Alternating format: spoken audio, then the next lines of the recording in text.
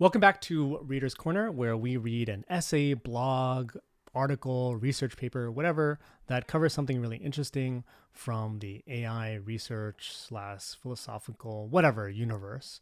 And today we've got the coming humanist renaissance.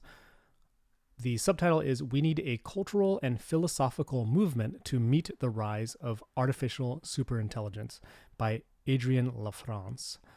And this article was published in The Atlantic, June 5th, 2023. So that's a year on now. But let's dig in. So here we are. We got a nice illustration from Joe Imperio.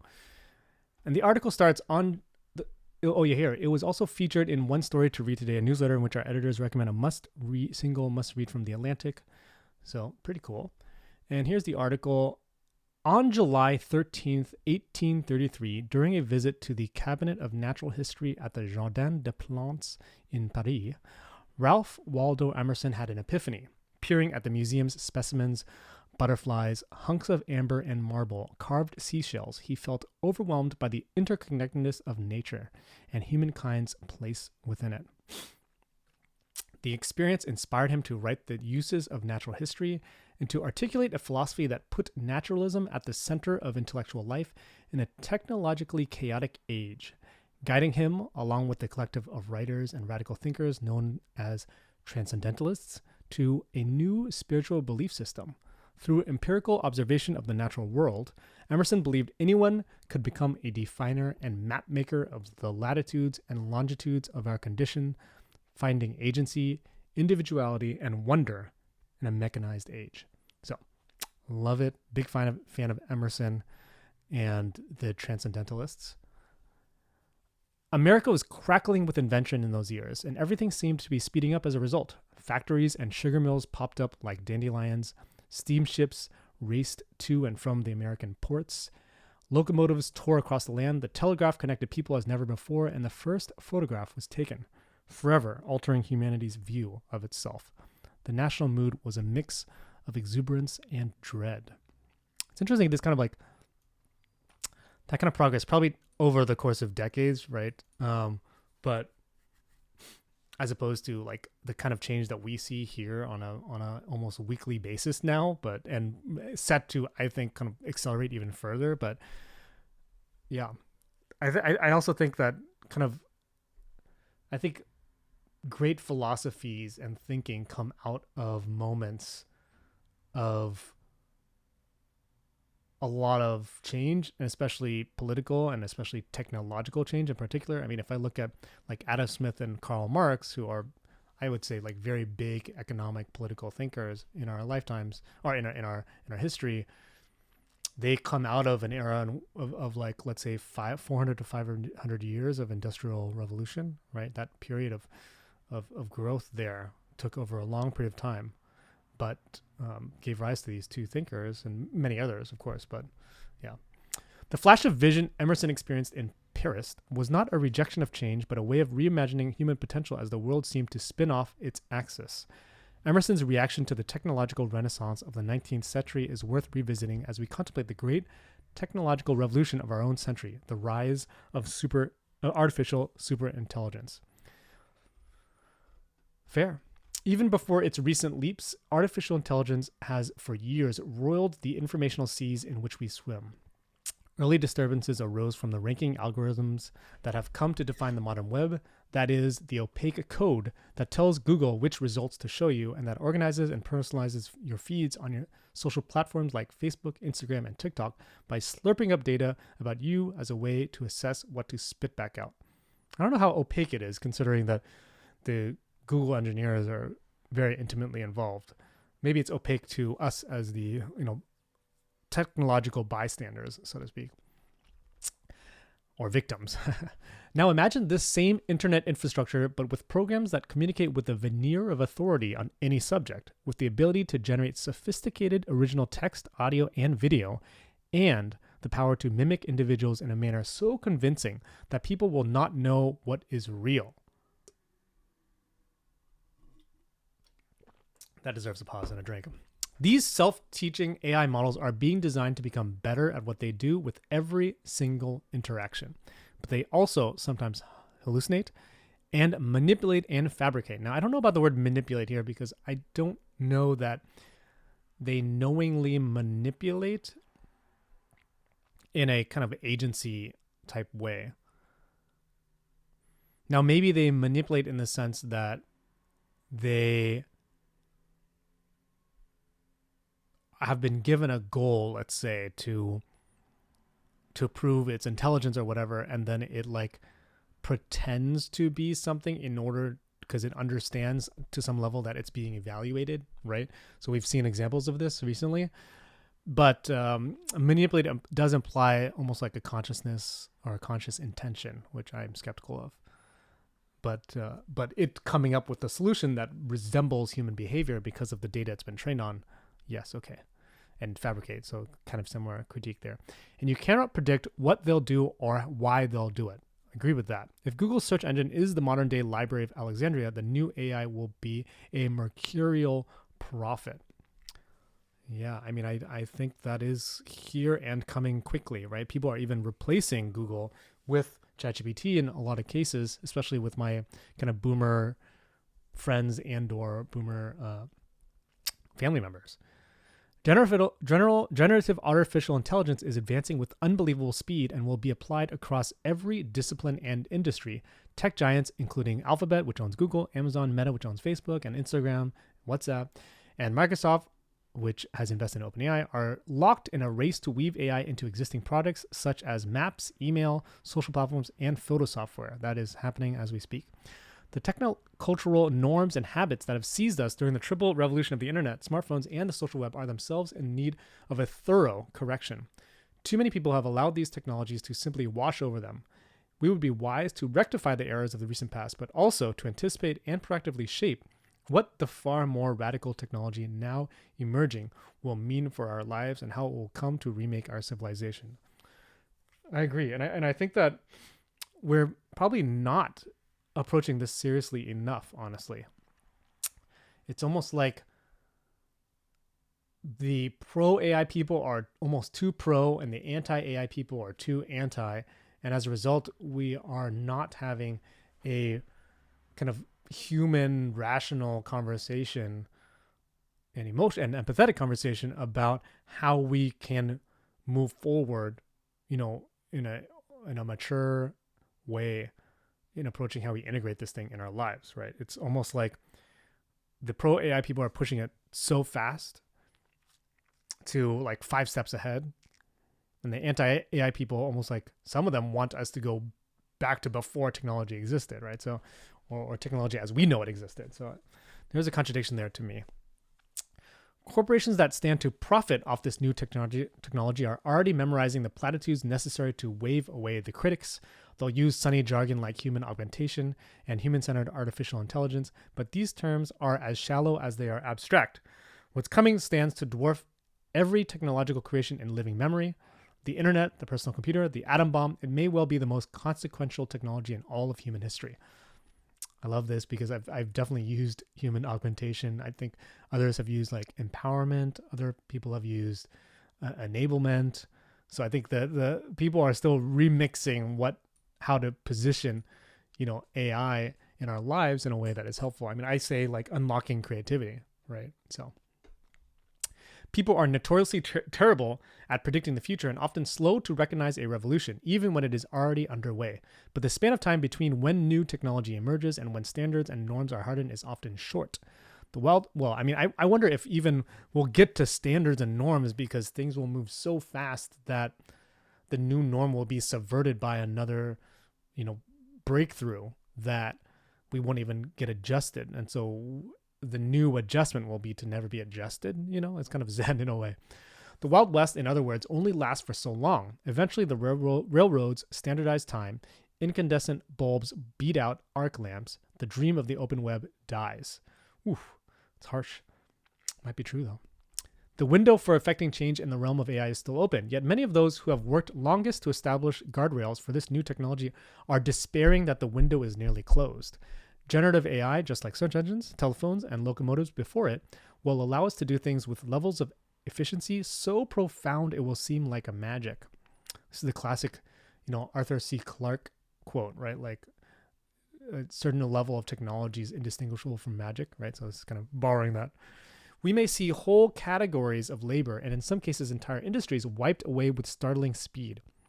The utopians among us will view this revolution as an opportunity to outsource busy work to machines for the higher purpose of human self-actualization. This new magic could indeed create more time to be spent on matters more deserving of our attention, deeper quests for knowledge, faster routes to scientific discovery, extra time for leisure, and with loved ones. It may also lead to widespread unemployment and the loss of professional confidence as a more competent AI looks over our shoulder. Now, I think what's omitted here, which is a thing that I've been thinking about a lot lately, which is like maybe it also creates more jobs, not less, because more people can do more things, right? And maybe more problems can be solved. I mean, I would say the majority of jobs that I think people do are jobs within their jobs, right? Like things that they have to do or errands or, tasks that they have to do. I think the majority of tasks that a person has to do and the majority of jobs that people have to take are things that people don't want to do, right? They're boring in some way. They're soul sucking. People always complain about Monday or the grind or climbing the corporate ladder and all this kind of pressure. And I wonder, does AI help us to remove those types of jobs and then frees us up to get into new types of jobs? So definitely, but at the same time, yes, there's a huge potential for a wipeout of, a lot of types of industries and jobs and unemployment. Now, does AI help us also in the process of destroying? Does it also help us to retool as well? Government officials, along with other well-intentioned leaders, are groping toward ethical principles for artificial intelligence. See, for example, the White House's blueprint for an AI Bill of Rights, which I think is going to get swiped in the new administration, by the way. So despite the clunky title, the intention is for principles that will protect human rights, though the question of civil rights for machines will eventually arise, yes. These efforts are necessary, but not enough to meet the moment. And I think it's interesting because I do think that machines are going to have to require some level of rights because people are going to want to protect them because they are a type of property, right? A type of autonomous property. We should know by now that neither the government's understanding of new technologies nor self-regulation by tech behemoths can adequately keep pace with the speed of technological change or Silicon Valley's capacity to seek profit and scale at the expense of societal and democratic health.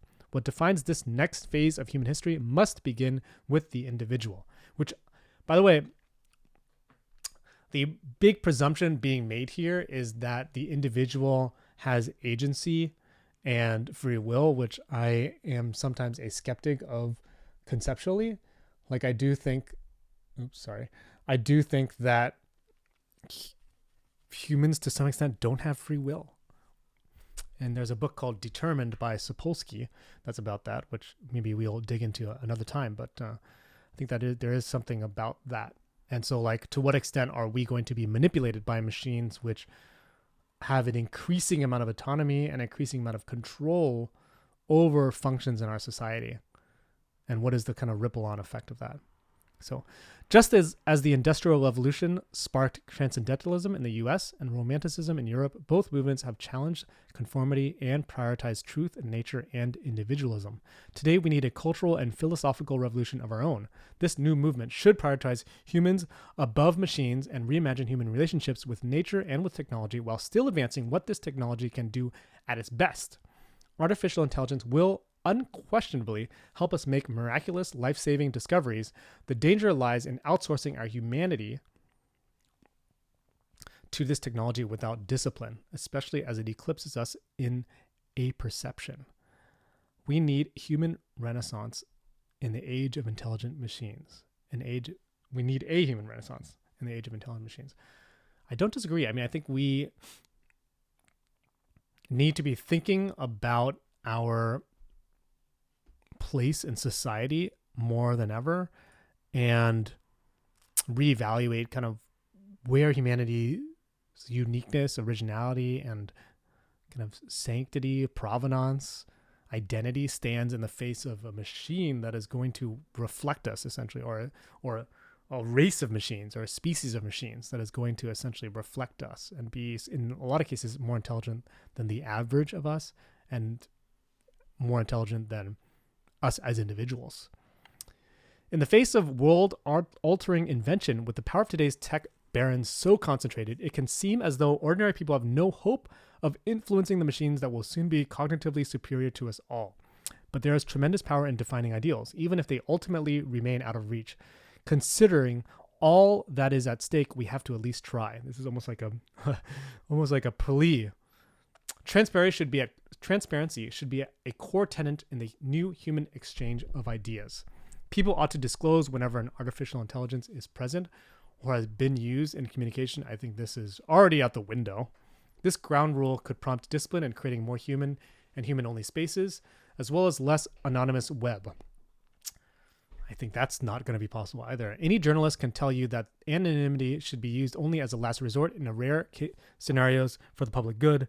We would benefit from cultural norms that expect people to assert not just their opinions, but their actual names too. You lost me on that one. I don't think that's going to happen. I think the trends of, 4chan, crypto, anonymous even, literally, and just Reddit, right? I think there is a world in which we benefit from anonymity to a certain extent and are ruined by it, but to be fair, but yeah. Now is the time as well to recommit to making deeper connections with other people.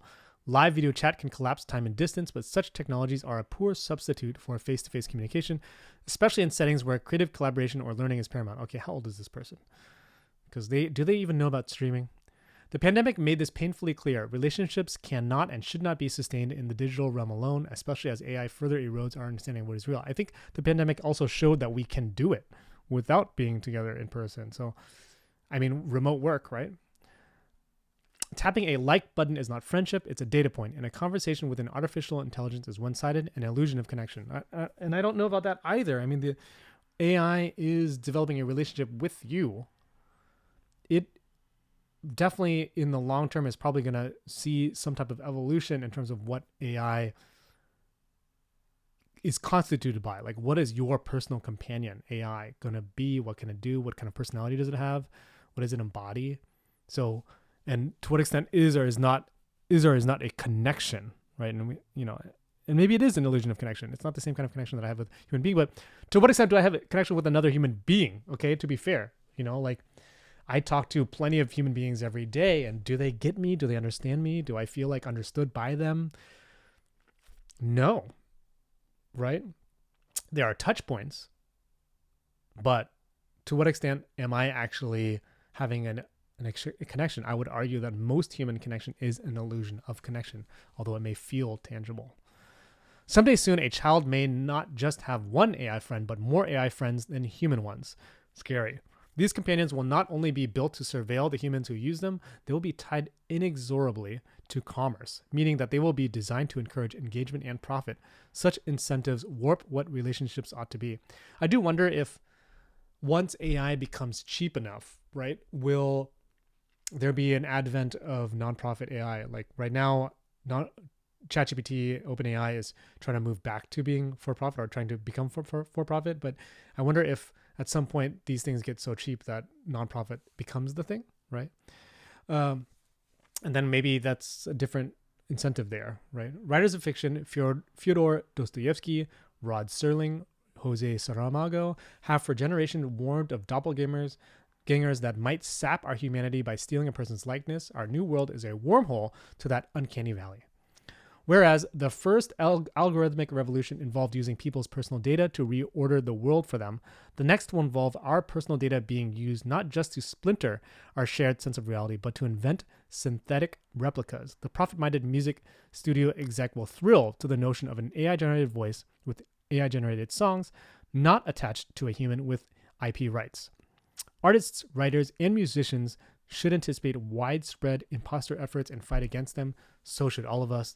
One computer scientist recently told me she's planning to create a secret code word that only she and her elderly parents know, so that if they ever hear her voice on the other end of the phone pleading for help or money, they'll know whether it's been generated by an AI trained on her publicly available lectures to sound exactly like her and scam them. I definitely get that for sure. I don't know that artists, writers, and musicians should fight against these things. I think maybe they should be a part of those conversations as well, right? We should resist over-reliance on tools that dull the wisdom of our own aesthetics and intellect. That's a big statement here. It's interesting because when I think about the piano, right, and when I think about the voice, the human voice even, is the voice a tool? Is the piano a tool for our brain, for our intellect? If I look at Celine Dion, recently there was a documentary about her grappling with her sickness, and she really suffered through this period in which she couldn't be on stage, and that's kind of like what she really loves. And it made me reflect, like, that's her identity. So did she over rely on her voice? If same thing about a pianist. A piano is clearly a tool. So I'm a violinist. Violin is clearly a tool. Now, there are definitely examples of musicians who lose a limb even, or who, in the case of Beethoven, lose their hearing and then are still able to be musicians, and that is very special. But I think there is something about this, right, that is worth kind of interrogating a bit here. Today's elementary school children are already learning not to trust that anything they see or hear through a screen is real, but they deserve a modern technological and informational environment built on Enlightenment values. Reason, human autonomy, and the respectful exchange of ideas, not everything should be recorded or shared. There is individual freedom in everything. There is individual freedom in embracing ephemerality. More human interaction should take place only between the people involved. Privacy is key to preserving our humanity. That's interesting. I wonder what that world looks like where, you're encouraged to have experiences that are not kind of AI intermediated, right? Where you are just having an exchange between one person, in person most likely, and how do we value that interaction versus an interaction that we have with an AI, right? Finally, a more existential consideration requires our attention, and that is the degree to which the pursuit of knowledge orients us inward or outward. The AI of the near future will supercharge our empirical abilities, but it may also dampen our curiosity. I really hope not. We are at risk of becoming so enamored of the synthetic worlds that we create, all datasets, duplicates, and feedback loops, that we cease to peer into the unknown with any degree of true wonder or originality. I mean, I do agree that is a real possibility. I hope not. I hope that we proactively work on how do we kind of continue to encourage our ingenuity and creativity and our curiosity. We should trust human ingenuity and creative intuition and resist over-reliance on tools that dull the wisdom of our own aesthetics and intellect. Emerson once wrote that Isaac Newton used the same wit to weigh the moon that he used to buckle his shoes. Newton, I'll point out, also used that wit to invent a reflecting telescope, the beginnings of a powerful technology that has allowed humankind to squint at the origins of the universe. But the spirit of Emerson's ideas remains crucial. Observing the world, taking it in, using our senses is an essential exercise on the path to knowledge. We can and should layer on technological tools that will aid us in this endeavor, but never at the expense of seeing, feeling, and ultimately knowing for ourselves. I don't disagree with that, although I do think that might be a bit of a privileged position, because I don't think that most people even get that chance to do what is being intuited there. And I wonder if AI, because of its world-changing effects, will encourage more people to be able to have access to that. A future in which overconfident machines seems to hold the answers to all of life's cosmic questions is not only dangerously misguided, but takes away that which makes us human. That's interesting. I mean, one, I don't think it's going to answer all the questions, but maybe it provides a new arena of questions to happen. We all kind of level up, right? In an age of anger and snap reactions and seemingly all-knowing AI, we should put more emphasis on contemplation as a way of being. No disagreement there. We should embrace an unfinished state of thinking. Ooh, love that. The constant work of challenging our preconceived notions, seeking out those with whom we disagree, and sometimes still not knowing. We are mortal beings, driven to know more than we ever will or ever can. The passage of time has the capacity to erase human knowledge. Whole languages disappear. Explorers lose their fuel for crossing the oceans by gazing at the stars. technology continually reshapes our intellectual capacities. And this, I think I'm more optimistic about. Like, I'm optimistic that the future looks like a world where I'm offloading a lot of my intellectual capacity and spending more time on other things that maybe I want to, right? Which maybe unlocks a new type of intelligence for humanity. What remains is the fact that we are on this planet to seek knowledge, truth, and beauty, and that we only get so much time to do it. As a small child in Concord, Massachusetts, I could see Emerson's home from my bedroom window. Recently, I went back for a visit. Emerson's house has always captured my imagination. He lived there for 47 years until his death in 1882. Today, it is maintained by his descendants and a small staff dedicated to his legacy. The house is some 200 years old and shows its age in creaks and stains, but it also possesses a quality that is extraordinarily rare for a structure of such historic importance. 141 years after his death, Emerson's house still feels like his. His books are on the shelves. One of his hats hangs on a hook by the door. The original William Morris wallpaper is bright green in the carriage entryway. A rendering of Francesco Salviati's The Three Fates, holding the thread of destiny, stands watch over the mantel in his study. This is the room in which Emerson wrote Nature. The table where he sat to write it is still there, next to the fireplace. Standing in Emerson's study, I thought about how no technology is as good as going to the place, whatever the destination. No book, no photograph, no television broadcast, no tweet, no meme, no augmented reality, no hologram, no AI-generated blueprint or fever dream can replace what we as humans experience. This is why you make the trip. You cross the ocean. You watch the sunset. You hear the crickets. You notice the phase of the moon. It is why you touch the arm of the person beside you as you laugh. And it is why you stand in awe at the Jardin des Plantes, floored by the universe as it reveals its hidden code to you. I love that ending. It's very sweet. Although, I will add a caveat, I do think it's possible that an AI could replicate an experience, right?